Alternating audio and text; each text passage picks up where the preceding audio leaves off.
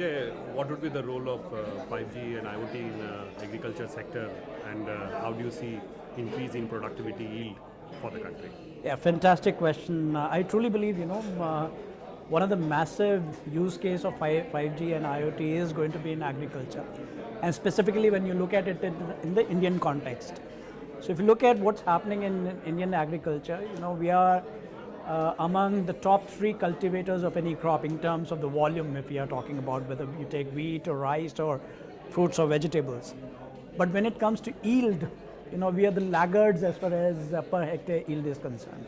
So if you take, for example, wheat, globally, countries are able to really have deliver almost about 8 tons per hectare of wheat production.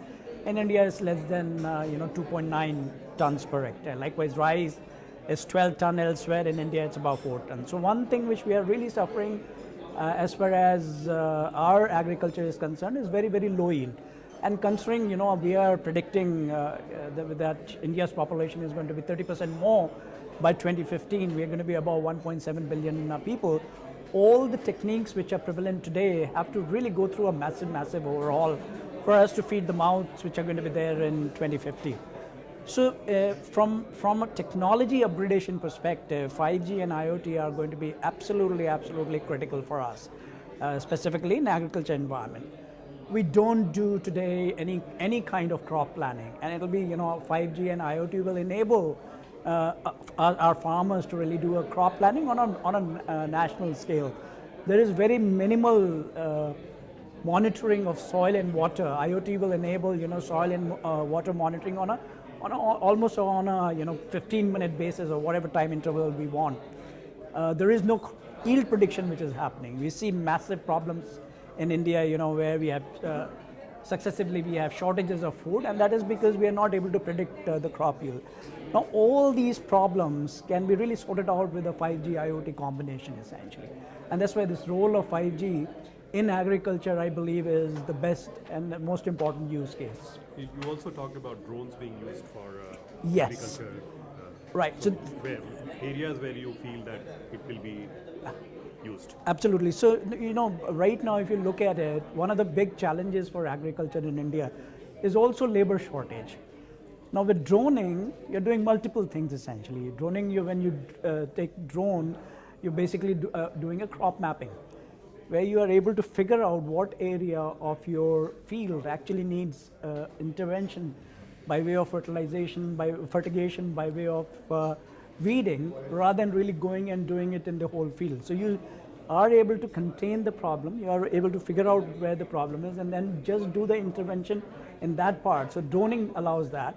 Droning also allows for crop imaging, because of crop imaging, then you are able to predict the crops essentially. So droning is going to be a very inherent part of the whole solution, which is going to be based on 5G and IoT. The last 6 months, you have been working from a corporate world. You have transformed yourself to an agriculturist. So, areas in terms of skill development that you see is very much required for this sector to take off. So, I'll tell you, the perspective which we have taken, Praveen Bhai, as far as our initiative is concerned, we haven't come across any vision document as far as government is concerned or any entity is concerned as to how my village really should be.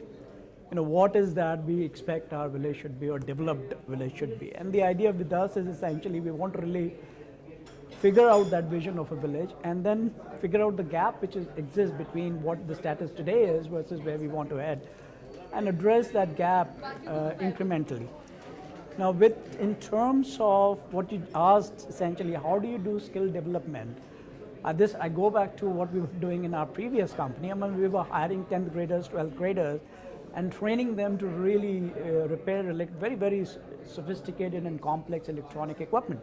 I think the whole idea here also would be to take people who are in the village, break down the whole training requirement of a droning, etc., in such a way that we are able to train the people within the village itself rather than really bringing people from outside of the village. The focus for us is really economic development, essentially, which predominantly includes in the farm sector technology intervention, and any skilling which is necessary for that technology intervention also happens from within the village by breaking down the area of training to a level where we can accommodate people from 10th grade or 12th grade and customize it to a level where we can train them. And then the second aspect is the non-farm sector, where we are going to establish small-scale industries which do not require too much of technology or too much of heavy lifting as far as skilling is concerned, to enable generation of employment within the village itself. Thank you, sir.